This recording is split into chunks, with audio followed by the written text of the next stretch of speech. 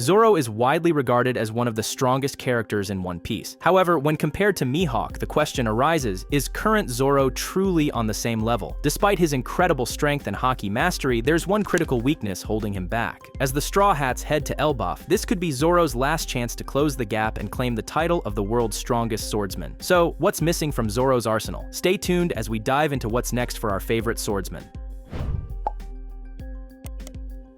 Zoro's physical strength is nothing short of extraordinary, and his skill with blades is well known. Over the course of the story, he has developed all three types of haki: observation, armament, and conquerors. Fans first saw Zoro use observation haki in the Fishman Island arc, and he demonstrated armament haki during the Dressrosa arc. However, his most significant breakthrough came during the Wano arc, when he unknowingly tapped into the power of conqueror's haki in his fight against Kaido. It was during his battle with King that Zoro truly awakened this ability, unlocking what is now referred to as his King of Hell form. Despite this achievement, Zoro's fight against King also exposed his weaknesses. While he could harness Conqueror's haki, he couldn't maintain it for extended periods. Zoro himself acknowledged that using Conqueror's haki at its maximum potential for too long would lead to his death. This limitation is critical, as Zoro can only sustain his King of Hell form for a few minutes before it becomes life-threatening. If Zoro wants to stand on equal footing with Mihawk, he must overcome this weakness by learning to utilize his Conqueror's haki more efficiently.